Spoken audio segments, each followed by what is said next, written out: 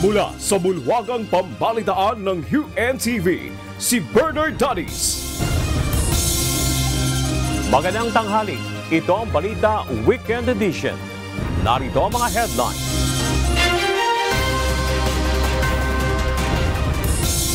House Deputy Minority Leader and ACT Teachers Party List Representative Franz Castro, iginit na isang impeachable offense ang maling paggamit ng confidential funds ni Vice President Sara Duterte noong 2022. National Bureau of Investigation, Anti-Money Laundering Council at Presidential Anti-Organized Crime Commission naghain na ng reklamong money laundering laban kina dismissed Mayor Alice Go, Sheila Go, Cassandra Leong at 33 iba pa. Office of the Ombudsman kinasuhan na sa Sandigan Bayan sina dating Health Secretary Francisco Duque III at former DBM Undersecretary Lloyd Christopher Lau dahil sa manumalyang paglipat ng COVID-19 funds. At presyo ng mga produktong petrolyo nagbabadyang tumaas sa susunod na linggo.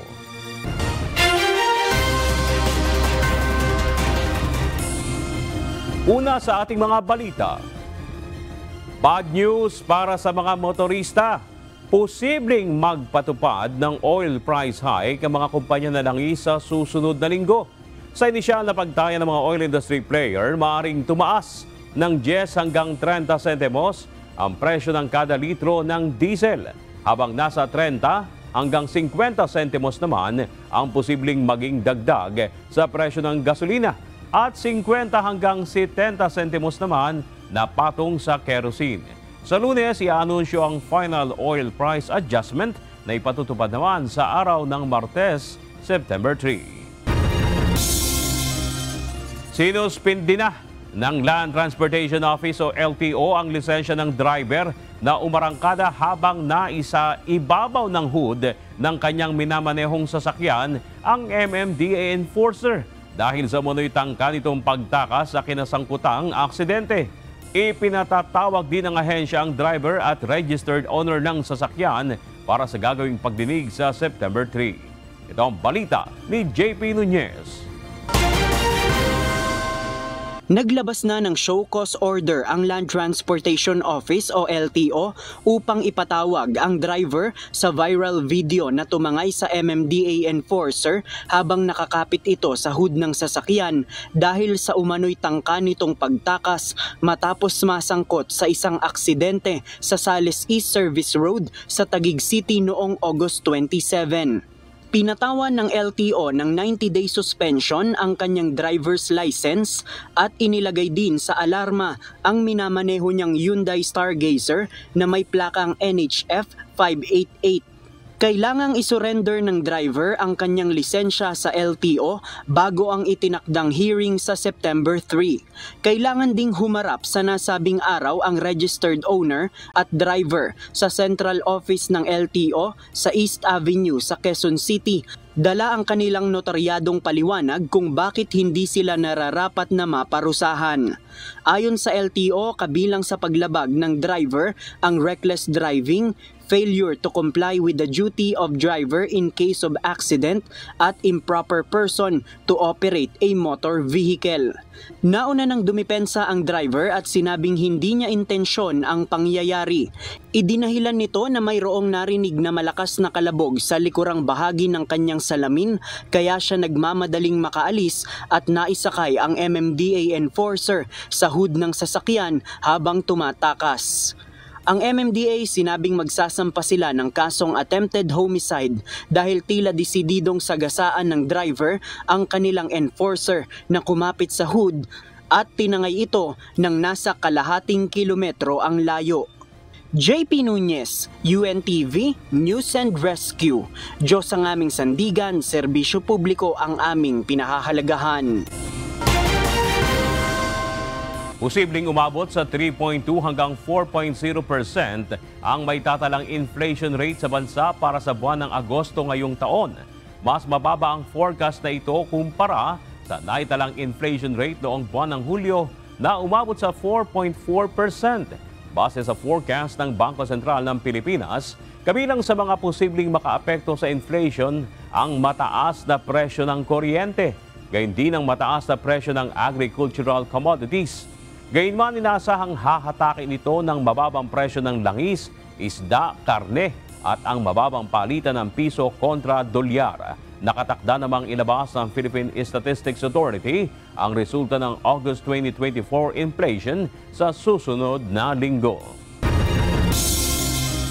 Posibleng mas tumagal pa ang delivery ng National Identification Cards sa mga nakapagrehistro na rito kasunod ng pag-terminate ng Bangko Sentral ng Pilipinas sa kontrata ng supplier nito. Umapila naman sa BSP ang kumpanya na gumagawa ng plastic cards at iginiit na nakasunod sila sa mga requirement para dito. Ito ang balita ni Asher Cadapan Jr. Tatlong taon na ako naghihintay, hindi pa binibigay national ID ko. Sana double effort. Nanganganib na lalo pang matagalan ang pagdating ng hinihintay na national ID card ni Bernardo San Jose. Buso dito ng pag-terminate ng Bangko Sentral ng Pilipinas sa 2.1 billion peso contract sa supplier ng All Cards Incorporated. Ayon sa BSP, hindi natupado na kapag-comply ang kumpanya sa mga obligasyon sa ilalim ng kasunduan. Sa isang pahayag, sinabi ni National Statistician Undersecretary Dennis Mapa na suportado niya ang desisyong ito ng BSP.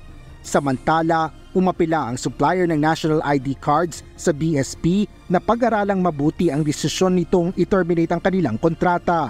Sa 2 pahinang petisyon ng All Cards Incorporated na may petsang August 29, sinabi ng kumpanya na ang desisyon ng BSP ay maaaring binasi lamang sa anilay inaccurate information or reports.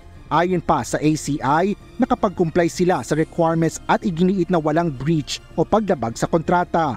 Babala pa ng kumpanya, ang naturang hakbang ay magdudulot ng lalo pang pagkaantala sa pag-imprenta o delivery ng national ID cards. Sinabi naman ng BSP na under arbitration na ang usaping ito.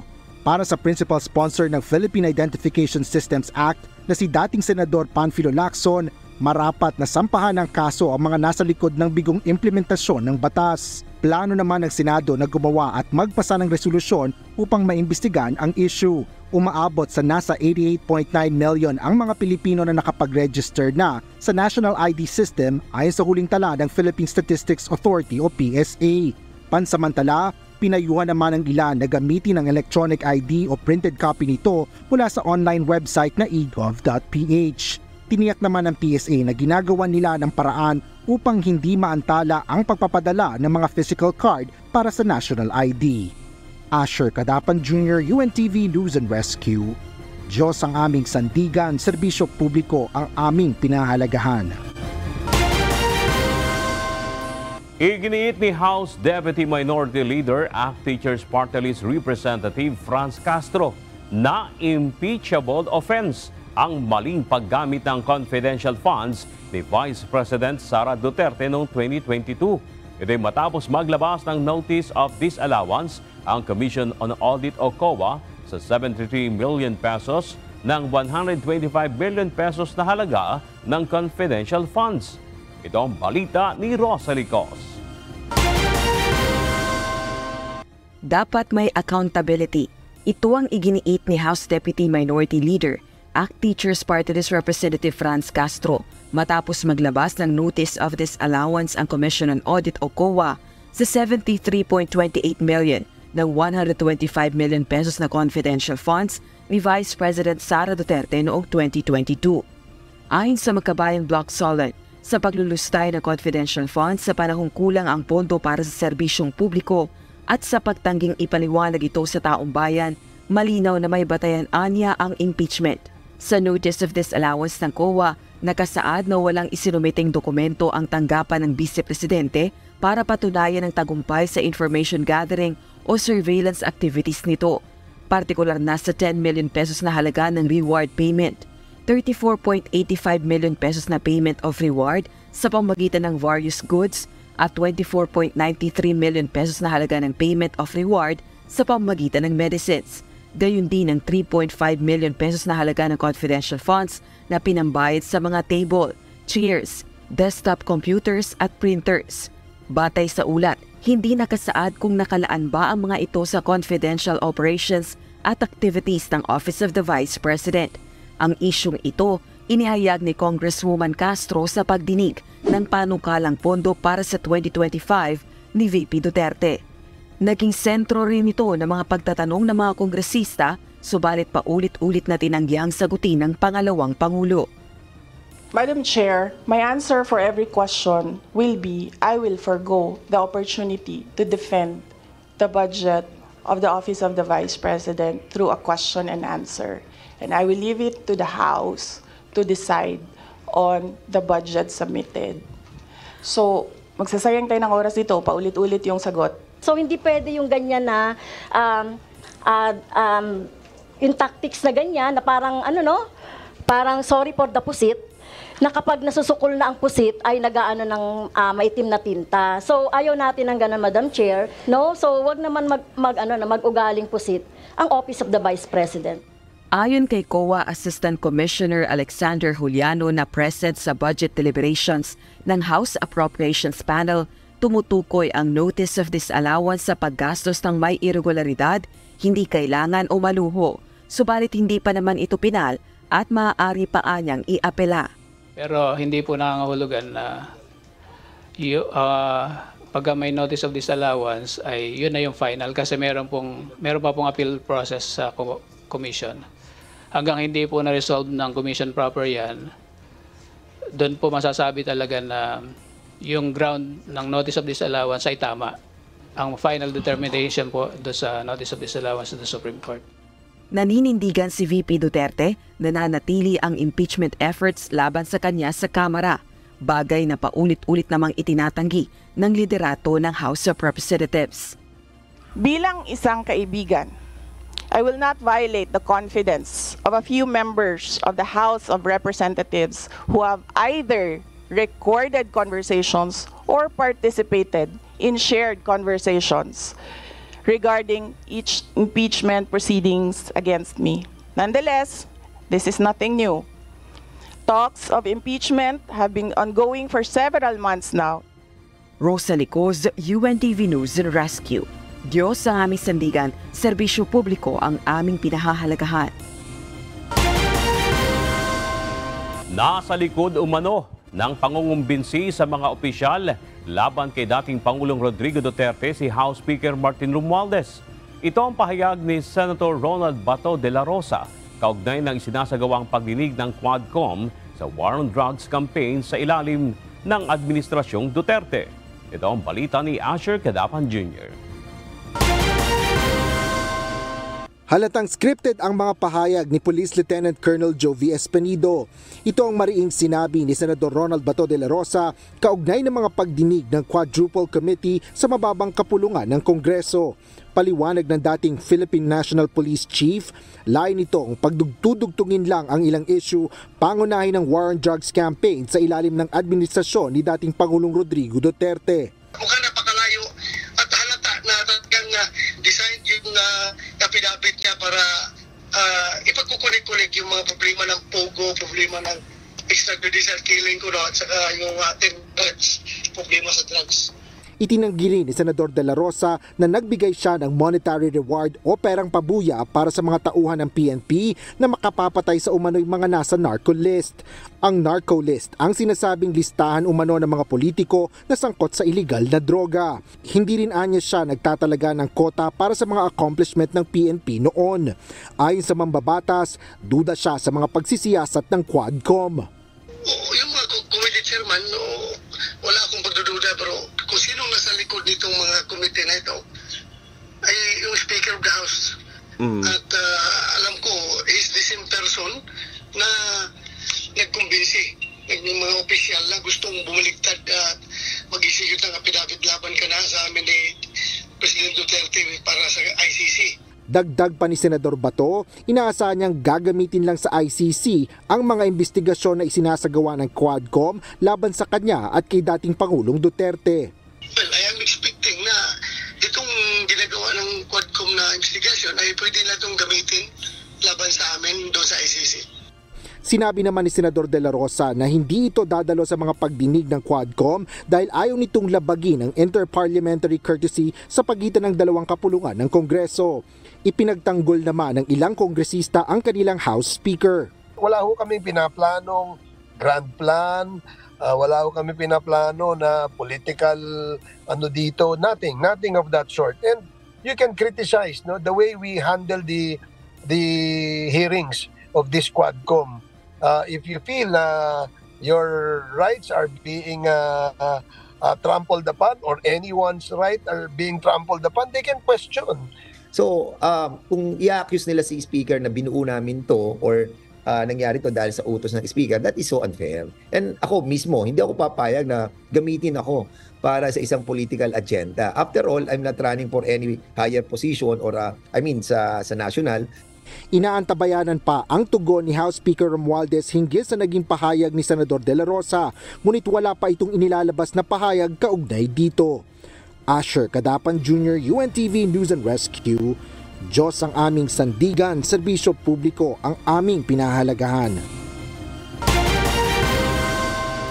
Nagaina ang NBI, AMLAC at PAOK ng reklamong money laundering laban kay dismissed Mayor Alice Go, Sheila Go, Cassandra Leong at 33 iba pa sa Department of Justice kahapon.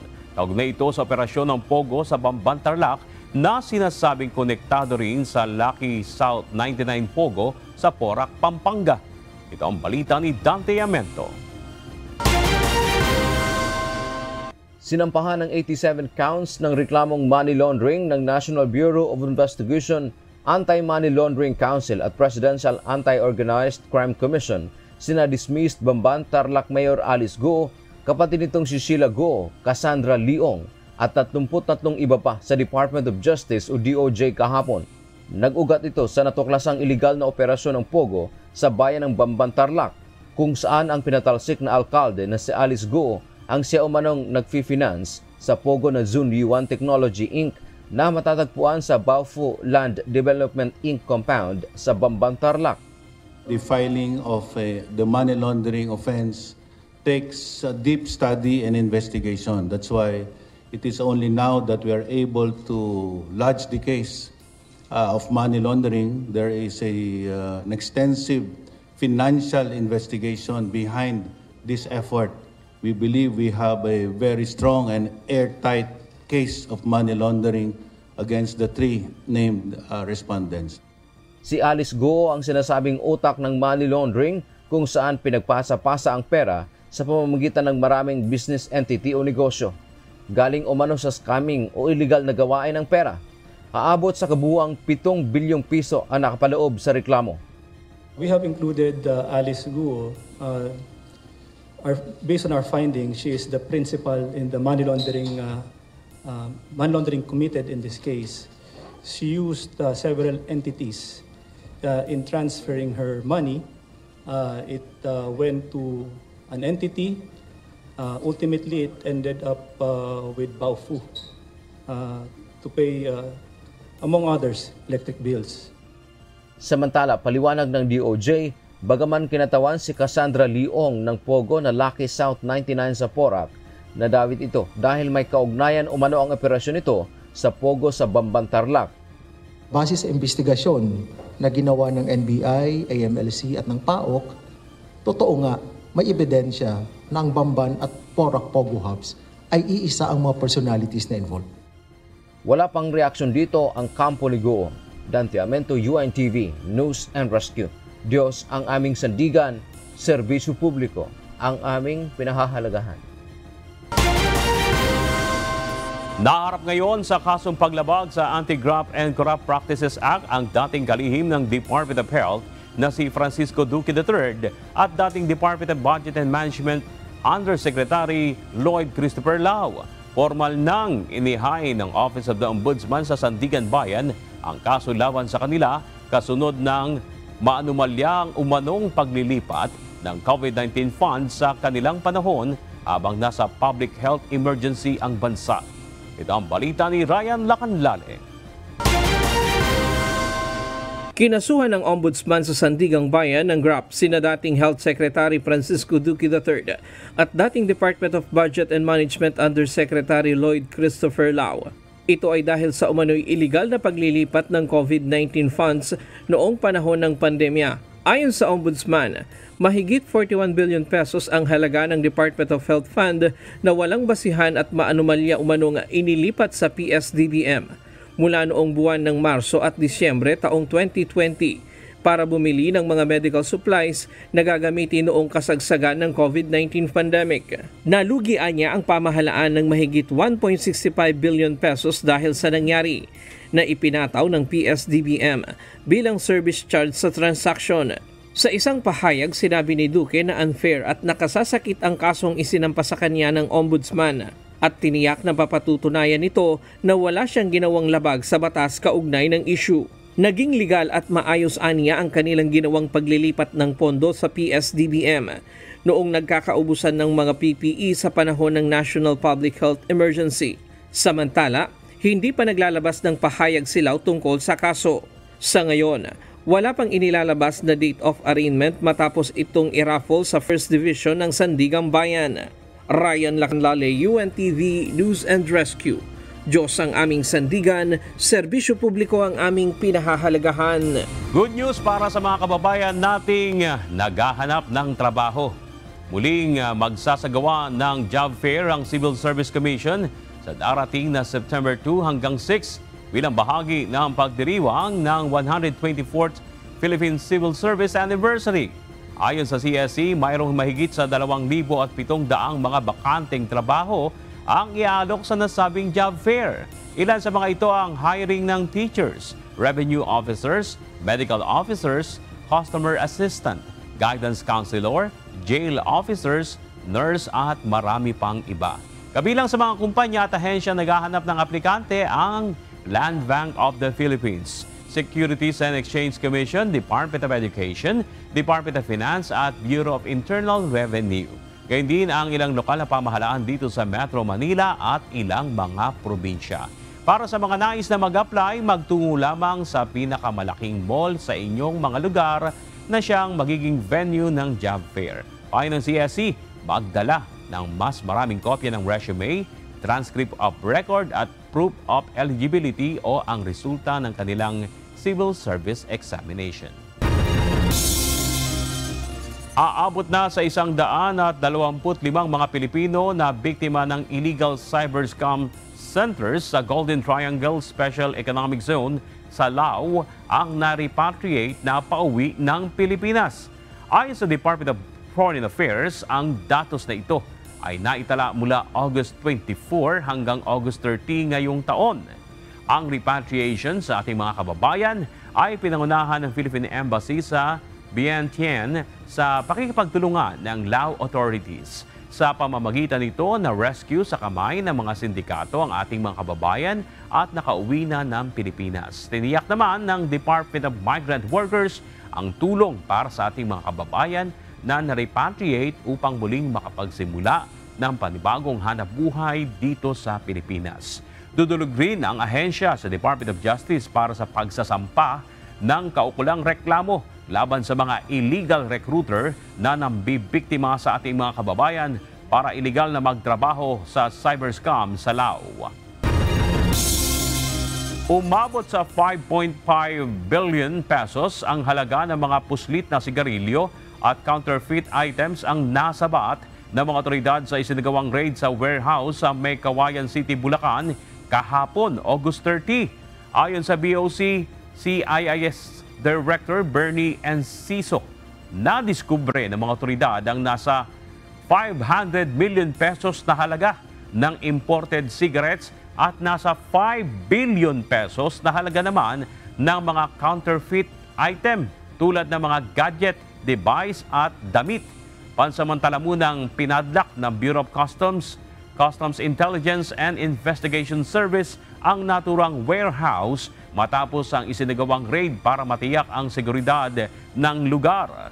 Binigyan ng 15 araw na palugit ang mga may-ari at operator ng naturang warehouse para tumugon at magpasa ng mga dokumentong magpapatunay na legal na inimport ang mga item na nadiskubre at kung nabayaran ang nararapat na duties at taxes na naaayon sa batas.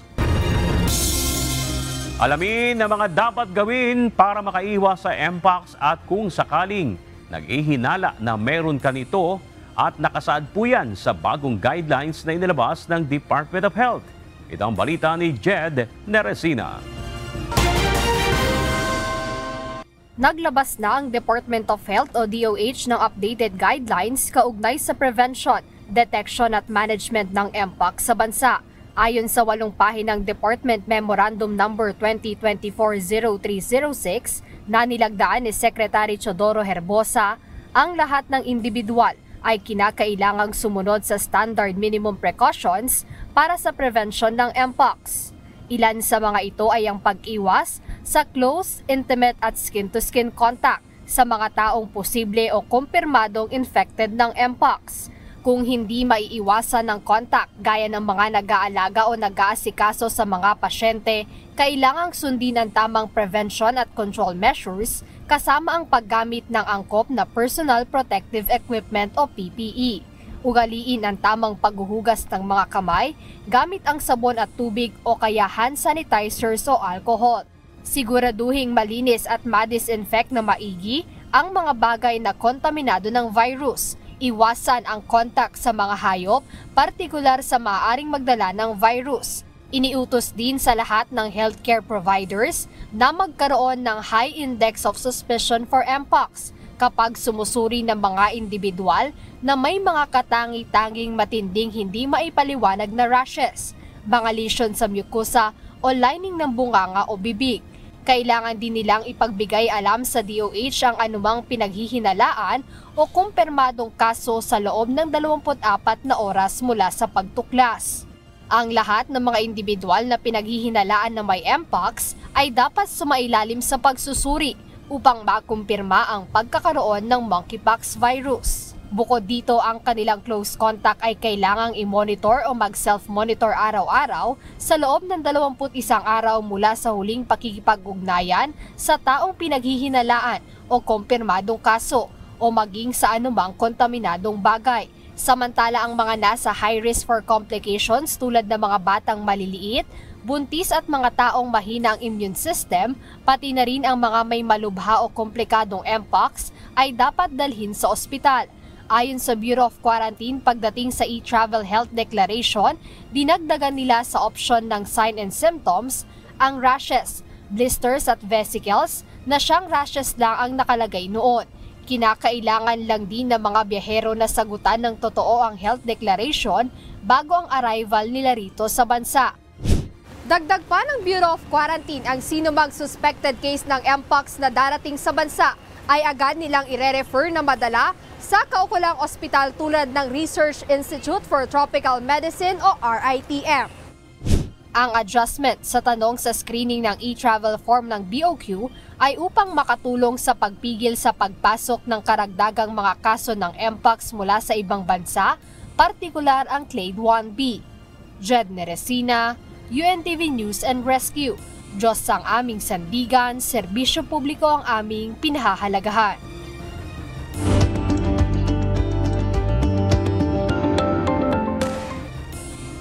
May napapansin ba kayong mga ugat sa binti, maging sa braso o muka? Maring ito ay mga varicose veins na, ayon po sa mga doktor, hindi dapat isawalang bahala dahil maring mauwi ito sa iba pang kondisyon. Alamin ang mga dahilan at kung paano ito maiwasan. Ito ang balita ni Kichi Cipriano. Ang varicose veins, anything that is visible, anything na medyo wala sa normal na itsura, we call it varicose veins already. But there are different types of varicose veins din po, madaming klase. Maliliit na ugat at karaniwang nakikita sa likod ng binti. Ito ay maaaring simula na ng pagkakaroon ng varicose veins. Para sa marami, ang varicose veins ay isang cosmetic concern lamang. Ngunit ito ay maaaring magdulot ng masakit na sakit at kakulangan sa ginhawa. Minsan, humahantong sila sa mas malubhang problema sa kalusugan. Maaaring makaramdam ng ngalay, pagbigat, madalas na pamumulikat, pagsakit at pagod sa mga binti ang mga pasyenteng mayroon nito. May iba't ibang dahilan rin kung bakit ang mga ugat ng isang tao ay maaaring maging varicose. Kabilang dito ang edad, mataas na timbang ng katawan, lifestyle at kawalan ng exercise. Another factor will be yung type of work na meron ng pasyente. Kung ang pasyente ay laging nakatayo sa work or laging nakaupo ng matagal, then hindi din gumagana yung ugat nila properly. Kaya nagkakaroon din ng varicose veins. Lahi din po ay isa din factor. So kahit na okay lahat, wala ka dun sa mga nasabi ko kanina, kapag nasa pamilya, nakita nyo parents nyo, tita, lolo, lola, may ganun, then may posibilidad din po na magkaroon din po kayo ng varicose veins. Ayon kay Dr. Jeffrey Chua, vascular surgeon sa Makati Medical Center, may iba't ibang uri ng varicose veins. Ito ay may iba't iba ring sintomas at mahalagang kilalanin ng mga ito upang matukoy ang nagiging sanhi ng kondisyong nararanasan ng isang individual. Well, ang spider veins are more of yun pang, we call it telangiectasia. Mga maninipis, mga linya-linya, can be either color red, color blue, violet, a little green.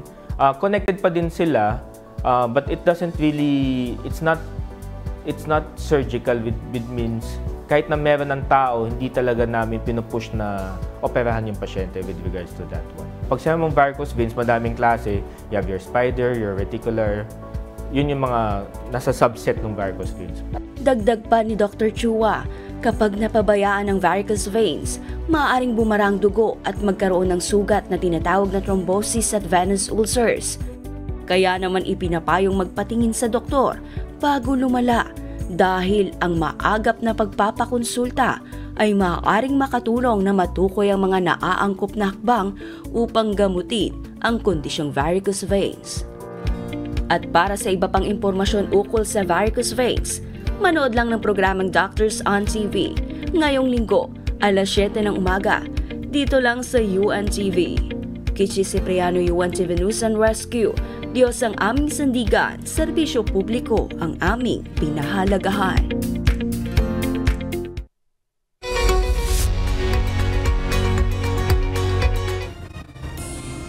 Halos 40,000 tao sa Japan ang namatay ng mag-isa sa kanilang mga tahanan sa unang bahagi ng taong 2024 ayon sa National Police Agency. Sa bilang na ito, halos 4,000 ang nadiskubre ang pagkasawi mahigit isang buwan pagkatapos nilang pumanaw. Umaasa ang ahensyang sa pamamagitan ng ulat na ito, matutugunan ang issue ng lumalaking aging population ng Japan na namumuhay at namamatay ng mag-isa. Sa kasalukuyan, itinuturing ang Japan na may world's oldest population batay sa United Nations.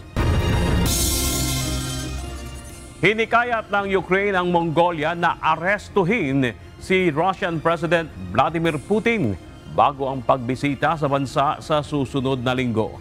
Kauna-unahang pagbisita ito ni Putin sa isang International Criminal Court o ICC member state simula nang maglabas ang body ng arrest warrant laban sa Russian Chief Executive. Dahil ito sa umano'y illegal na pagdideport ng mga batang Ukrainian papuntang Russia mula nang sumiklab ang giyera.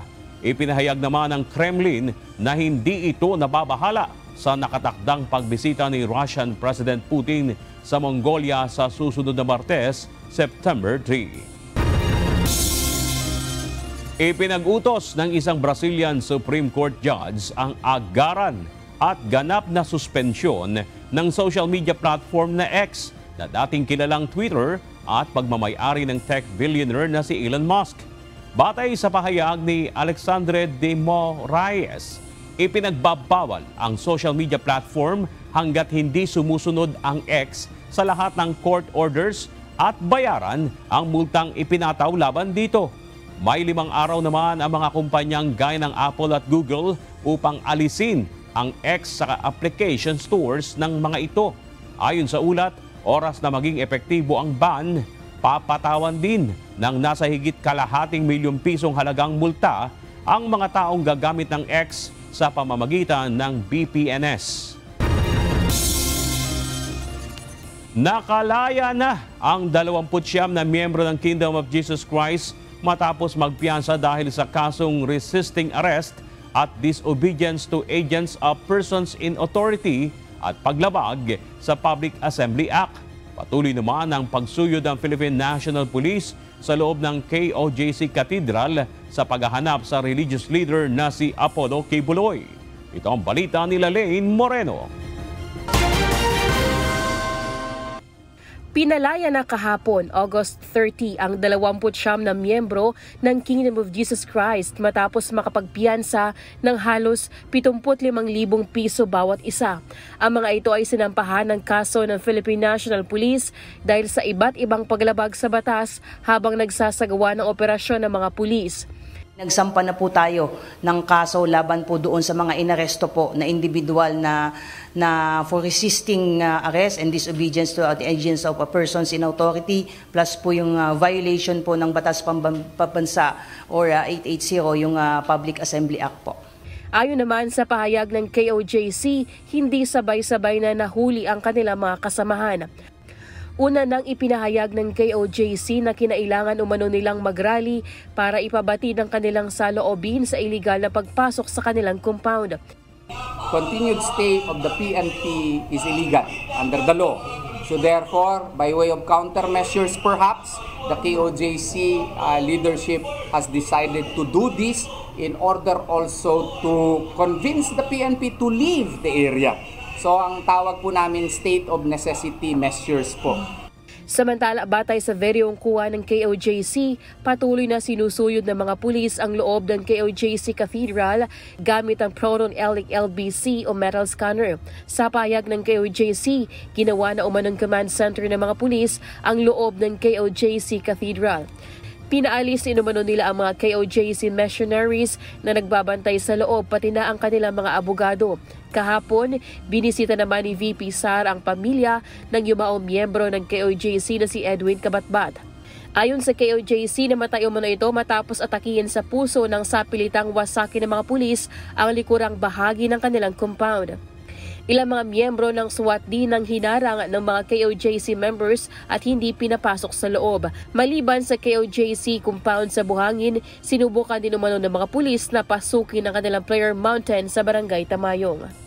Lelaine Moreno, UNTV News and Rescue. Diyos ang aming sandigan, serbisyo publiko ang aming pinahahalagahan.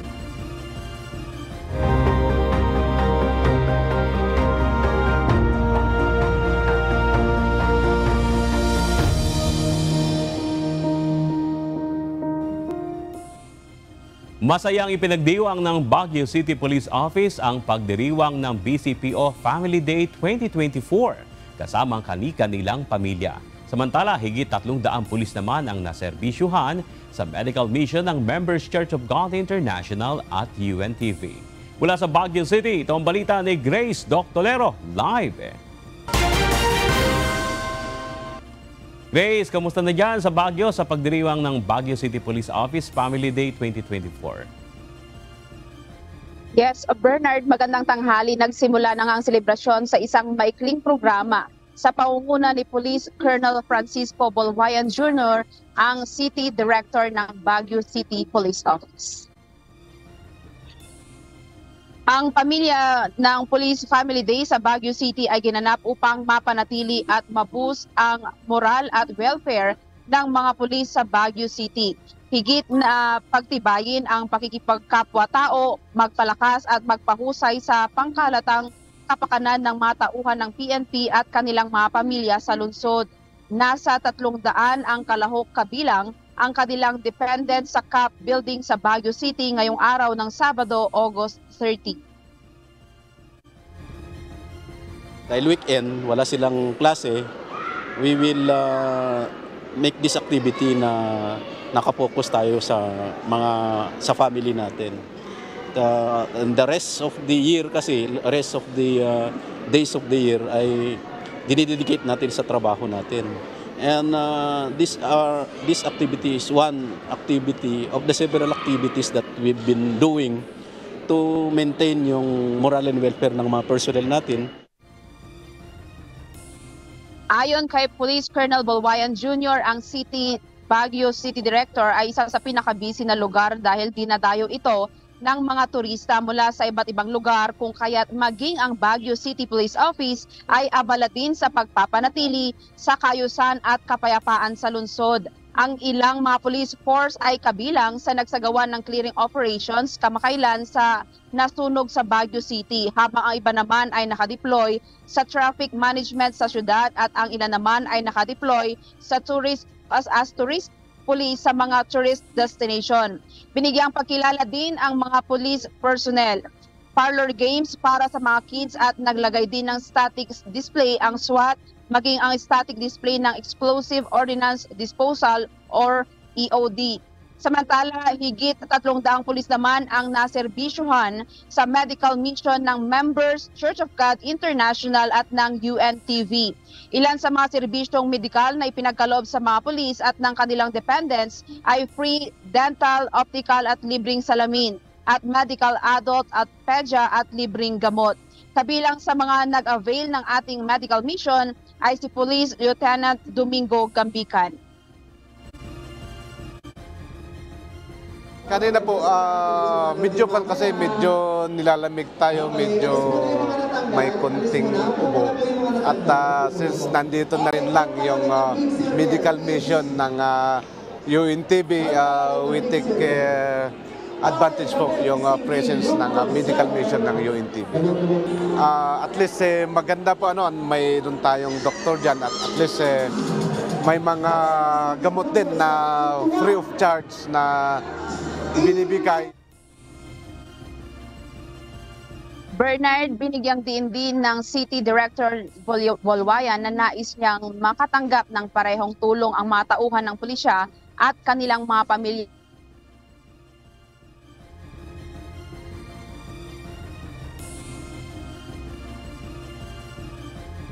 Maraming salamat, Grace Doctolero, live mula sa Baguio City. Balikan naman natin ang malalaking balita sa nakalipas na linggo. Ito ang Balita Weekend Refresh.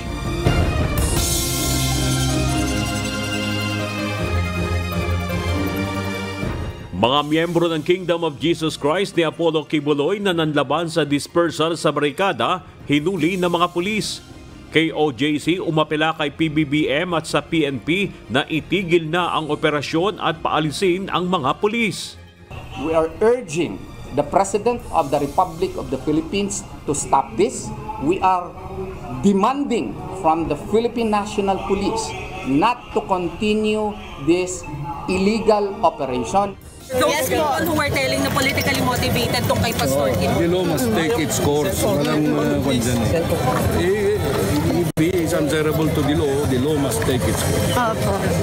Meron namang process dyan eh. China, imahinasyon lang ang batayan sa pag-angkin sa Sabina Shoal. Aksyon laban sa Pilipinas, overreaction ayon sa Philippine Coast Guard. International community kinundi na ang marahas na aksyon ng China sa mga barko ng Pilipinas. Again, they are just a victim of their own paranoia, no? Dahil niisip nga nila na akala yata nila ang barko natin na Teresa Magbanua will be just like another BFP Sierra Madre in Ayungin. Armed Forces of the Philippines sinubukan ng flare capabilities sa West Philippine Sea.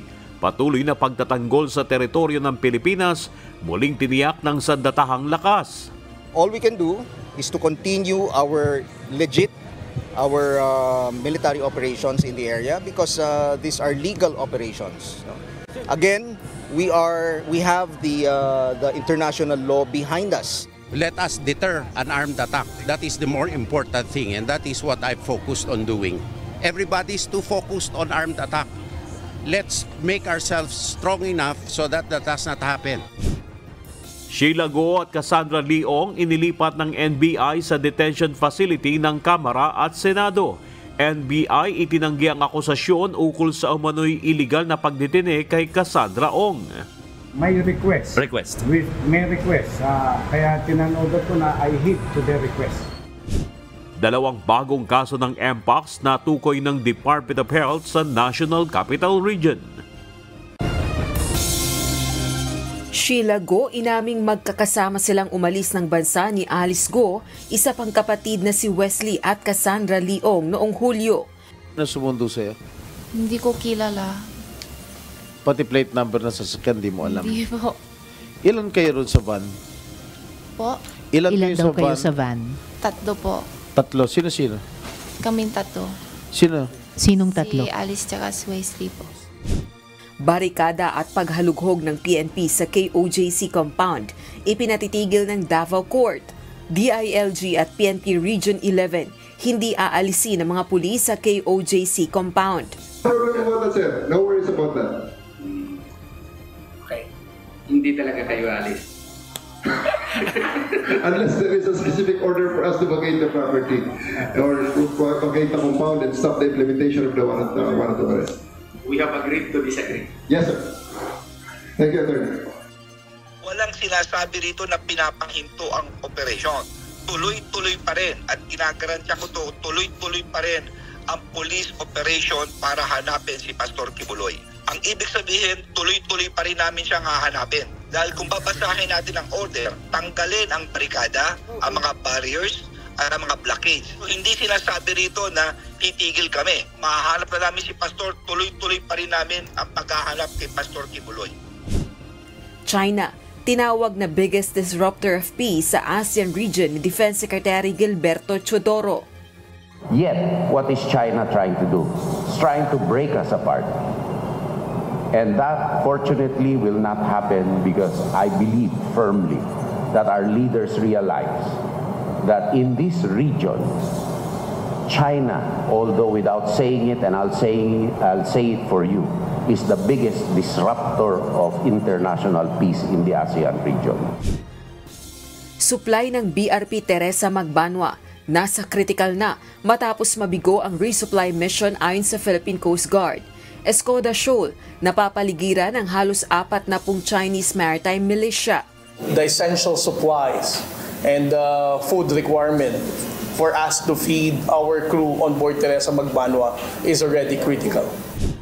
Vice President Sara Duterte, paulit-ulit na tumangging sagutin ang tanong sa paggamit ng confidential funds noong 2022. The COA disallowed 73,287,000 out of 125 million confidential funds used by the OVP in 2022. So this is 58.63% of the 125 million. So can you confirm? Madam Chair, I do not understand bakit a person convicted of child abuse is still sitting in a seat Point of in the House of Representatives. Magdamag na pag-ulan dulot ng habagat nagdulot ng pagbaha sa ilang lugar sa Metro Manila. Ilang residente sa Valenzuela at Malabon napilitang lumikas. Biglang bumaha, biglang dagsa ng tubig, biglang taas. Mga madaling araw pa lang, mga 5. Sabing ilog kasi yun. Yung talyan, baby. Hanggang bewang yun. Lumikas na. Kota at reward system sa drug war ng Duterte administration isiniwalat ni Police Colonel Joby Espinido sa pagdinig ng House Quadruple Committee o Quadcom. Senator Bato de la Rosa itinangging inutusan si Police Lieutenant Colonel Espinido na patayin lahat ng sangkot sa illegal na droga. The other kuta naman at saka yung reward system, alam ng mga police lahat yun, Your Honor, Mr. Chair, na patayin, may reward. Kung mamatay yung nasa watch list, may reward system yon ang ibigay. Gawin mo lahat ng illegal na pamaraan para mahinto yung problema sa droga sa lugar mo. Kaya inasahin dyan, trabahoin mo yung droga. Wala mo po sinabi, nasahin kita dyan para patayin mo lahat ng mga addict dyan, lahat ng mga puser dyan, patayin mo. Wala mo po sinabi ka. Budget para sa pagkain ng mga person deprived of liberty patuloy na nakokorap ayon kay Justice Secretary Crispin Remulla. Ang problema namin, pag nagpabid ka, sari-sari hong paraan yan na mga supplier system na nagkakaroon talaga ng corruption. Mahirap hong abatin eh. Pananatili ng mga pulis sa labas ng Kingdom of Jesus Christ compound, hindi pa matiyak ng Department of Interior and Local Government kung hanggang kailan. Pagsisilbi ng arrest order laban kay Apollo Kibuloy, hindi ititigil kahit may temporary protection order ayon sa DILG. What is important is this is a court process at ang sinasabi sa pulis, hanapin nyo si Kibuloy. No? So hahanapin namin talaga siya, and there are all indications that shows that Kibuloy is in that area. Police Regional Office 11 nagpasok ng blue box at iba pang gamit sa KOJC compound sa Davao City.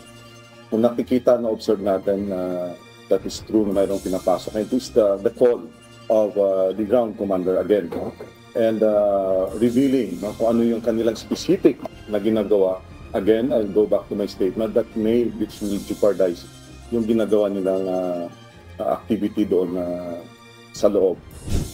Sheila Go, hindi pa tiyak kung pwedeng maging state witness. Posibleng pagdidetain sa kanya sa ibang kulungan, pinag-aaralan ayon kay Senator Sherwin Gatchalian.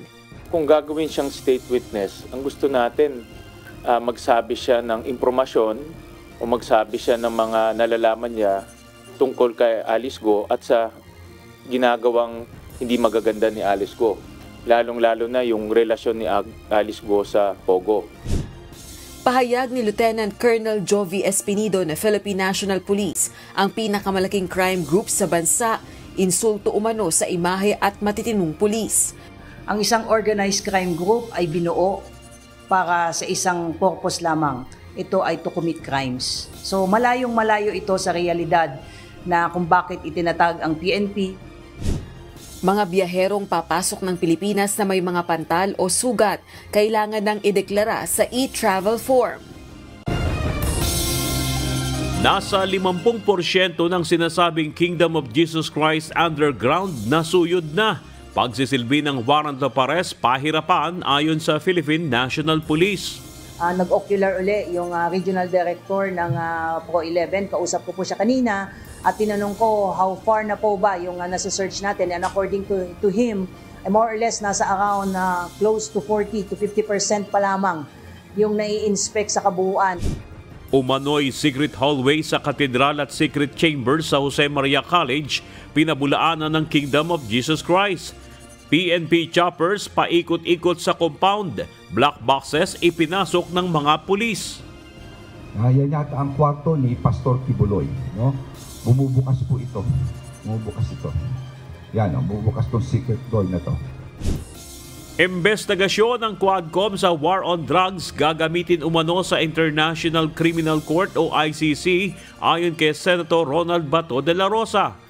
House Quadruple Committee itinangging may game plan sa isinasagawang investigasyon. Yung mga committee chairman, wala akong pagdududa, pero kung sino nasa likod nitong mga committee na ito ay yung Speaker of the House, di ba?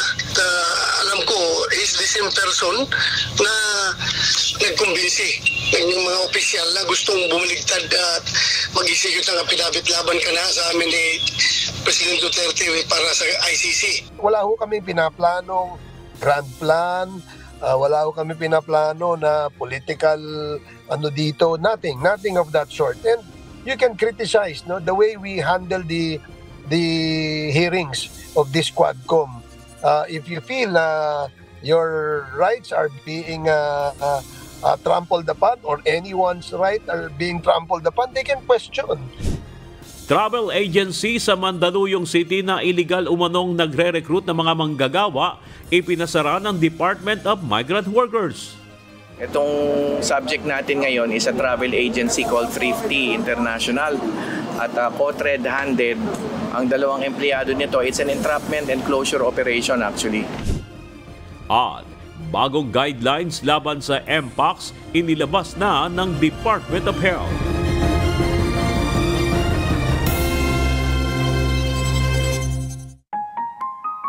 At sa salita ng Diyos na ating sandigan, mula sa aklat ng Awit, Kapitulo 5, versikulo 8, na nagsasabi, "Patnubayan mo ako, O Panginoon, sa iyong katwiran dahil sa aking mga kaaway.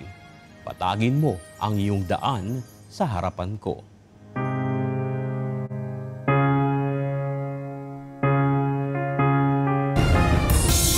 At yan ang kabuuan ng ating balitaan ngayong araw ng Sabado. Aming nilahad ang buong katapatan kung paano namin nasaksihan.